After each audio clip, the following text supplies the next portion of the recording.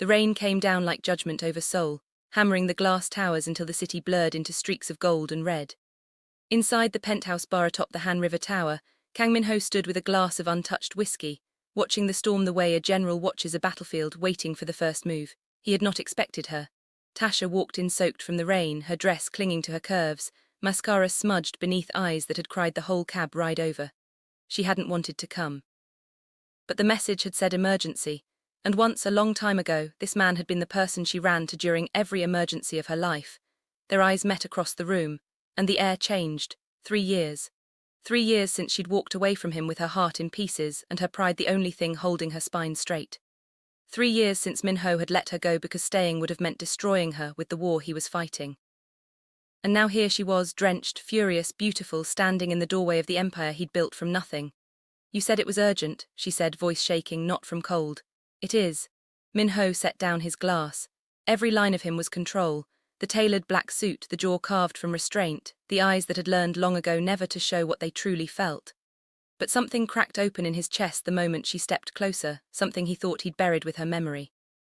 "I need you to marry me for 6 months, on paper only." Tasha laughed, sharp, disbelieving.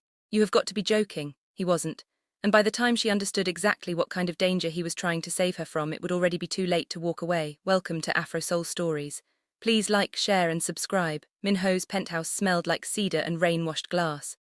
Tasha stood dripping on his marble floor, arms crossed, refusing the towel his assistant offered. "Explain," she said, "now or I'm leaving." "Down, Tasha. Don't tell me what to do. You lost that right 3 years ago." Something flickered behind his eyes, pain quickly smothered. He gestured to the couch instead of arguing, a small concession that surprised her.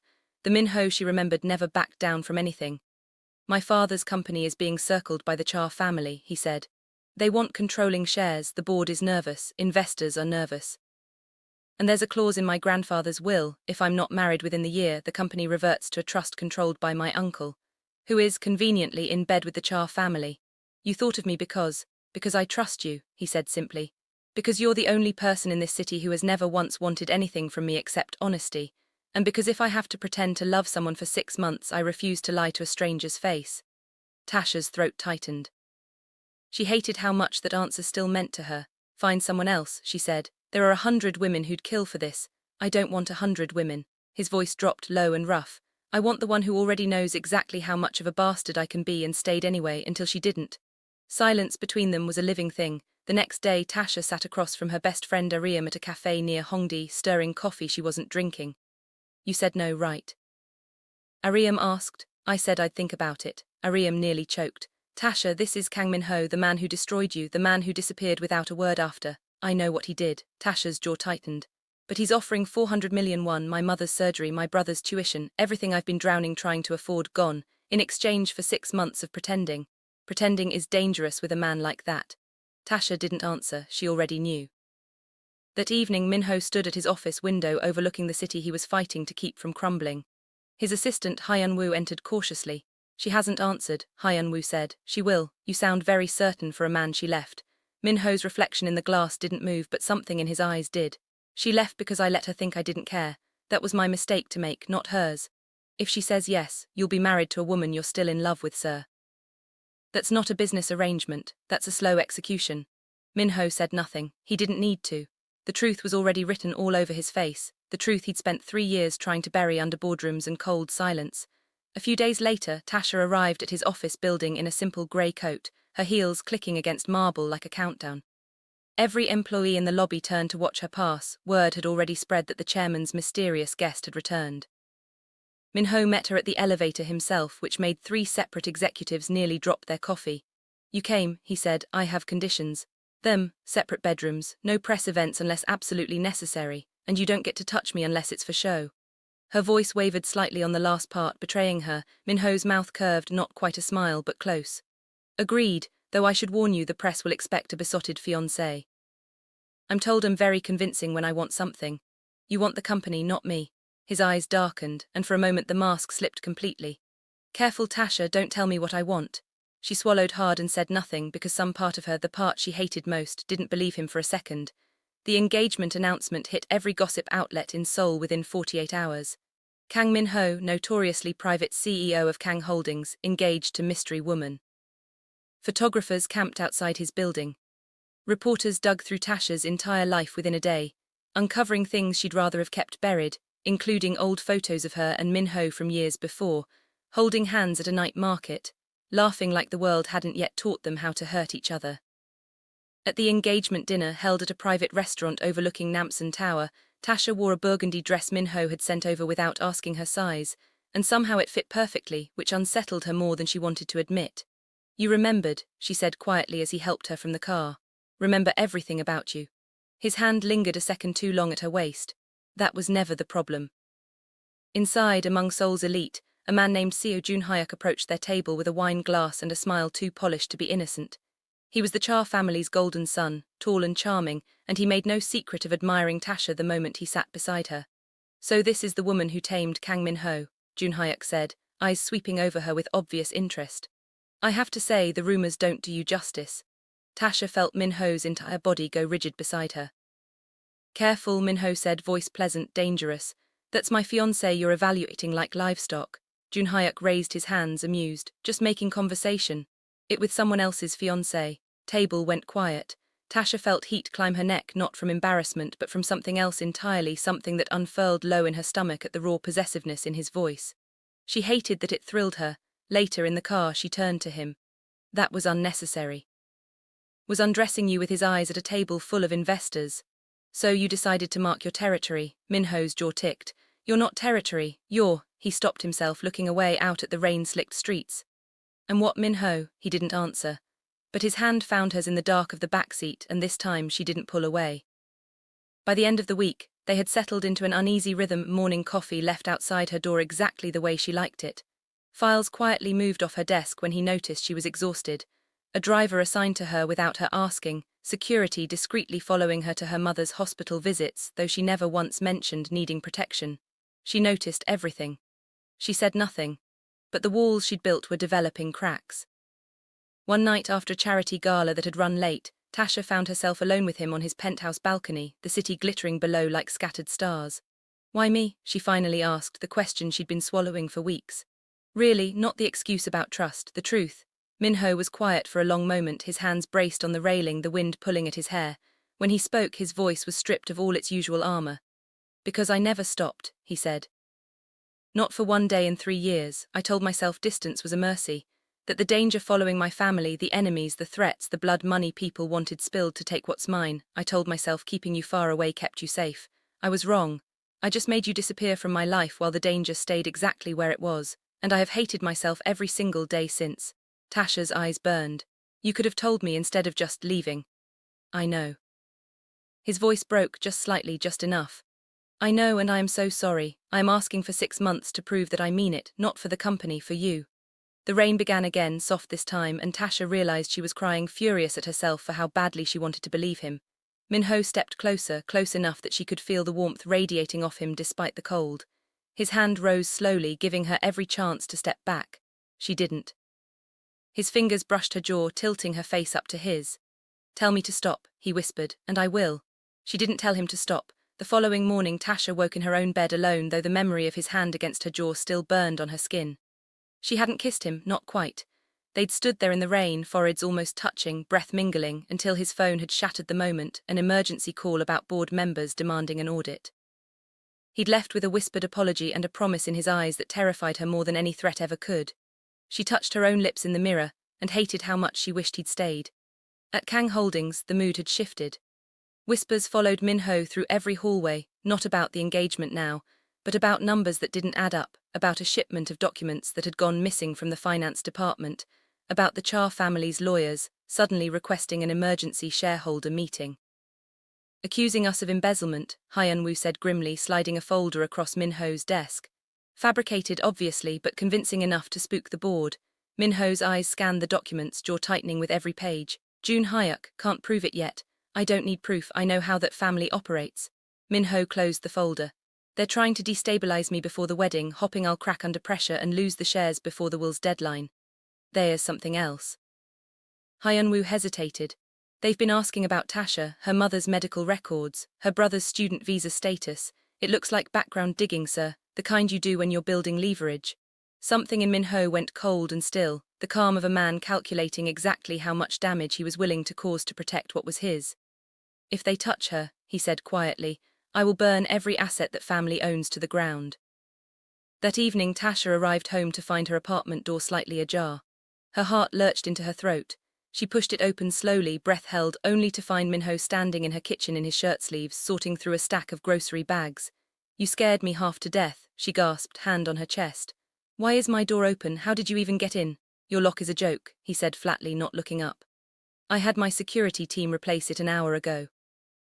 "New code is your birthday. You can't just—" "I can, and I did." He finally looked at her, something raw and worried beneath the composed surface. "There are people asking questions about your family, Tasha. I'm not going to apologize for making sure you're safe." Anger deflated slightly, replaced by unease. "What people?" "The kind who'd use your mother's illness against me if it meant I'd hand over my shares."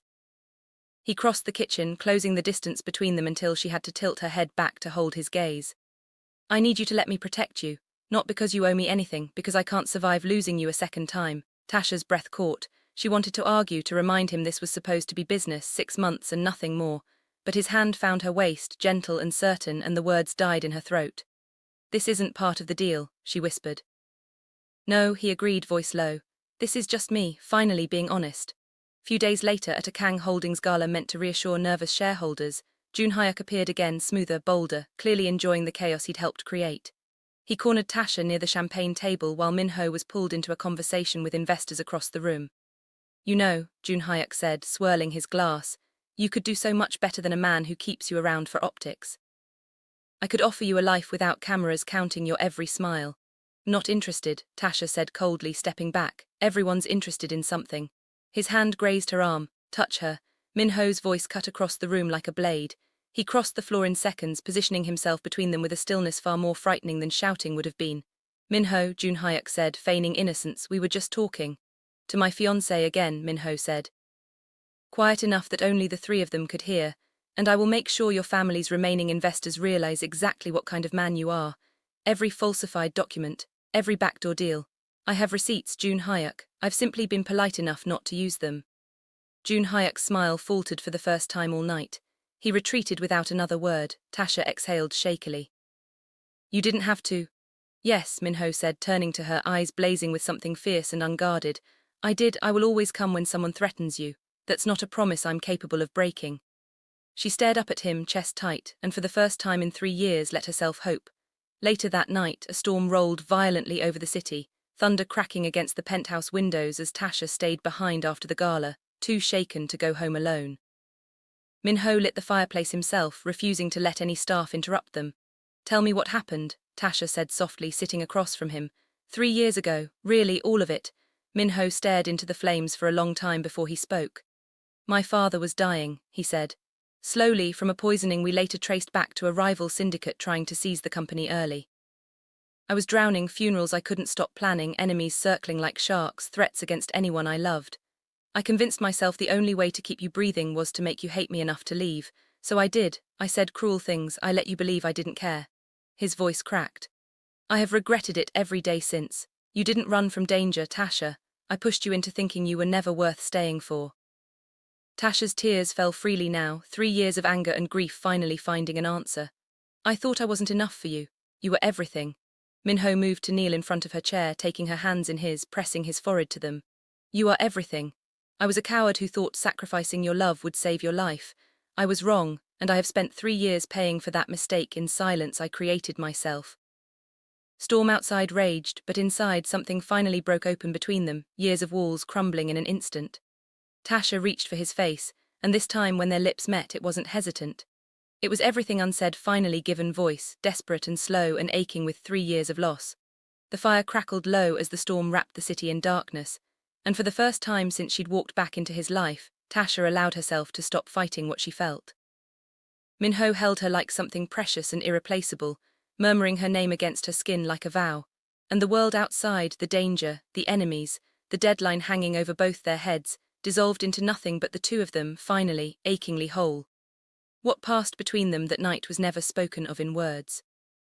Only in the way she fell asleep in his arms as the storm quieted, and the way he stayed awake for hours after, watching her breathe, terrified of a happiness he wasn't sure he deserved.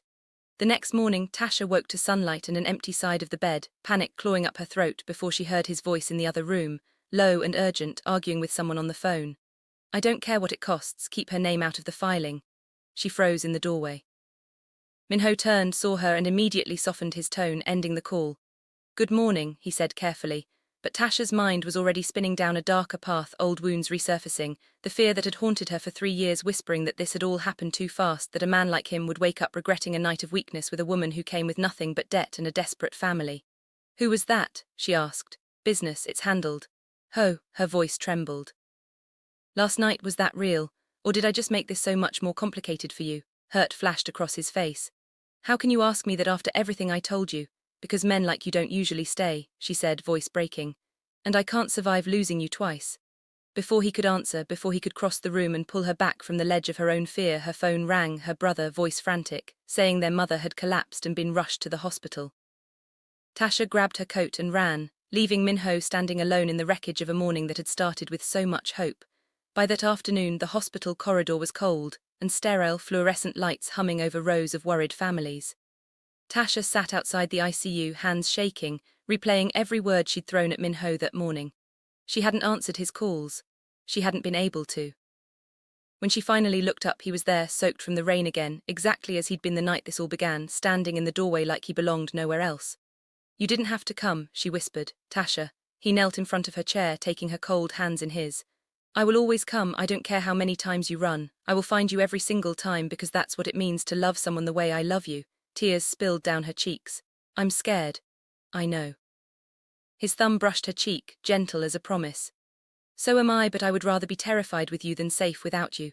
Behind them, unnoticed in the chaos of the hospital, a man in a dark coat watched from the far end of the corridor, one of June Hayek's men, phone raised, photographing the scene with cold precision.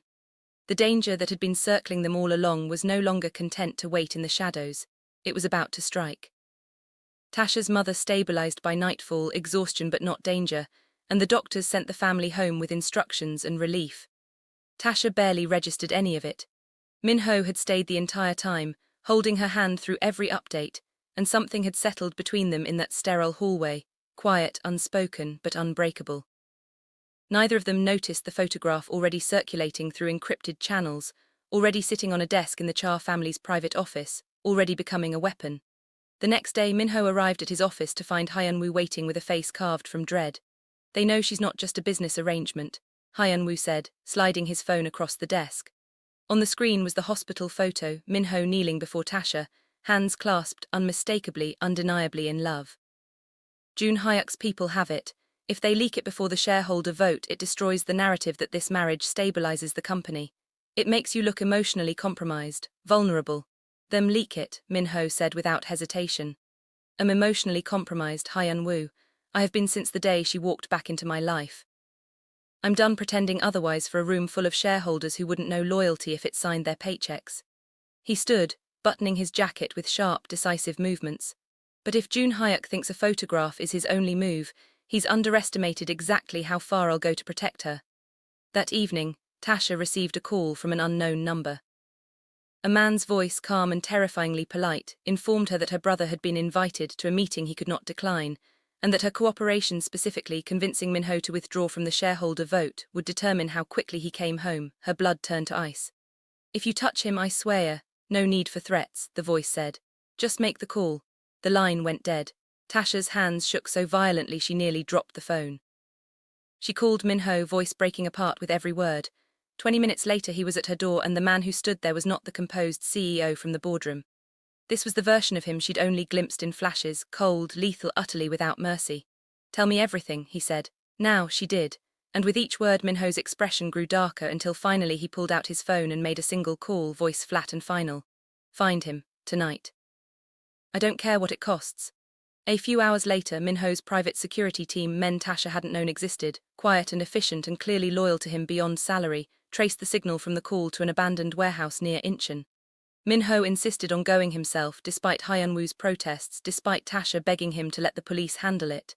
They have my brother, she said, gripping his arm. Please, don't do anything that gets you both killed. Minho turned to her, cupping her face in both hands, forehead pressed to hers. I promised you I would always come when you needed me. I intend to keep that promise. I need you to trust me, Tasha, one more time. Her eyes filled with tears, but she nodded because there was nothing else left to do but believe in him completely. The warehouse was dim, lit only by a single hanging bulb swinging over crates stacked like tombstones. Tasha's brother sat bound to a chair, frightened but unharmed, guarded by two of Jun Hyuk's men who visibly paled the moment Min-ho stepped through the door flanked by his security team. "Kang Min-ho," came a voice from the shadows, Jun Hyuk himself, arms crossed, smug even now. "I was hoping you'd come personally, makes this so much more satisfying." "Him go," Min-ho said, voice deadly calm. "And I might let you keep your family's remaining assets when this is over." Jun Hyuk laughed.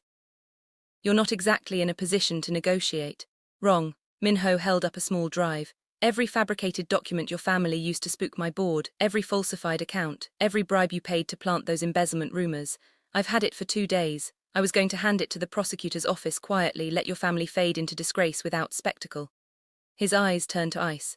"But you touched my family, so now I burn you publicly instead." Jun Hyuk's confidence cracked for the first time. "You're bluffing." "Me." Standoff stretched, tension thick enough to choke on until sirens sounded in the distance. Min-ho's call to the prosecutor's office made the moment he'd learned of the kidnapping arriving exactly on schedule. Jun Hyuk's men scattered. Jun Hyuk himself froze, calculating an escape that no longer existed. Min-ho crossed the room without hesitation and untied Tasha's brother himself, hands steady despite the chaos, murmuring reassurance until the boy stopped shaking. When police swarmed the warehouse minutes later, Jun Hyuk was arrested on the spot, his family's empire already unraveling in real time as the evidence hit the prosecutor's desk. It was over. Truly over. By the end of the week, the scandal had flipped entirely. Jun Hyuk and the Cha family exposed for fraud and attempted kidnapping. Kang Holdings shares stabilizing as shareholders rallied around a CEO who had, in the public's eyes, protected his family with his bare hands rather than his money. The hospital photograph leaked anyway, exactly as Hyun-woo had feared. But instead of destroying Min-ho's image, it became the story every outlet couldn't stop running. The untouchable CEO brought to his knees by love. Tasha watched the headlines from Min-ho's penthouse, curled on the couch with tea gone cold in her hands, and for the first time in 3 years felt something like peace settle into her chest. Min-ho found her there, loosening his tie, exhaustion and relief written across his face in equal measure. "It's finished," he said. "The board voted unanimously to keep me as chairman. My uncle's trust claim is dead. Jun Hyuk will likely spend the next decade in prison for what he did to your brother." "Us," Tasha asked quietly. "Is that finished too? 6 months is up in." "Don't." His voice was rough. He crossed the room and knelt in front of her exactly as he had in that hospital hallway, exactly as he had that stormy night in front of the fire. "I am not letting you go again, not in 6 months. Not in 60 years. His pocket, he produced a small velvet box, not the extravagant, camera-ready ring the engagement had called for, but something simple, something he'd clearly chosen with her in mind rather than the press in mind. "This deal started as a contract," he said, voice unsteady in a way she'd never heard from him before. "But somewhere between that first rainy night and this one, it stopped being business. I don't want 6 months, Tasha. I want the rest of my life. Marry me for real this time. No contracts, no deadlines, just us."